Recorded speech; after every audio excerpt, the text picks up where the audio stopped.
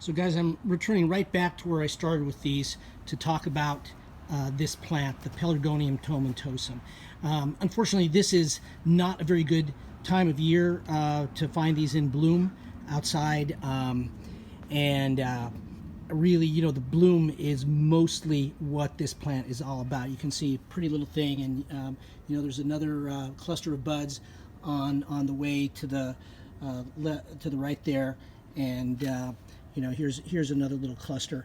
It's not that the foliage isn't attractive. You know, they call this the ivy geranium, common name ivy geranium, because it has this kind of glossy foliage that's a little akin to the ivy.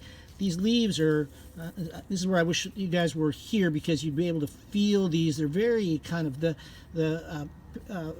Pelargonium peltatum has this kind of thickened leaf, kind of fleshy and succulent. You can see that some of these have this little zone on them. This is sometimes yes, sometimes no. Sometimes the leaves are more deeply cut. You can see some of them a little more sort of round in shape. So there's some variability. But you know, as nice as the foliage is, these are mostly grown for the flowers. And you know where these are maybe most famous is in Europe. You know, if you travel in Europe, you sort of do the tourist thing. You go to all these old city centers where all the old buildings have flower boxes.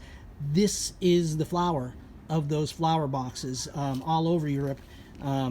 These are exceedingly popular for annual color.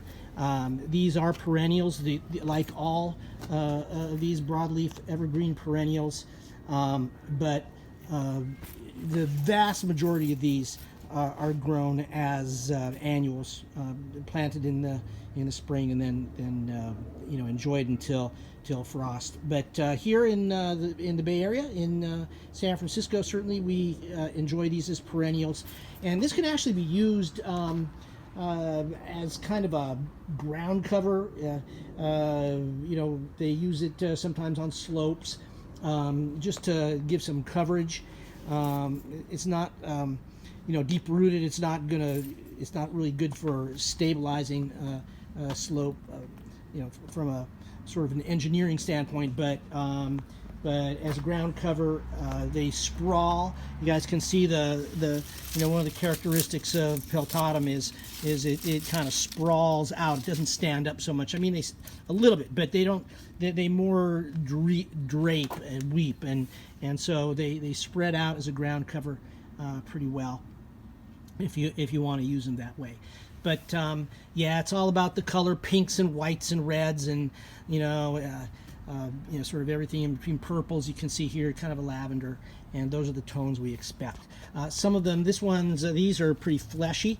These petals, sometimes they're very, very fine textured, and you know, there's a sort of whole world of these, highly hybridized.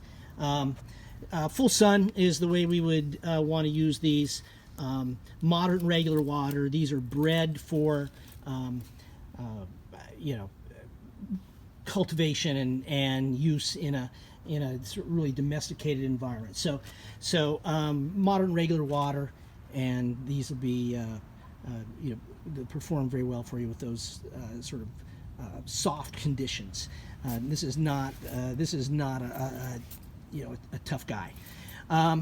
And let's see, I guess that really covers it. You know, South Africa is the nativity of this, of course, originally, but you know, 100%, can pretty much guarantee you 100% of the plants you see sold and in cultivation are going to be products of hybridization.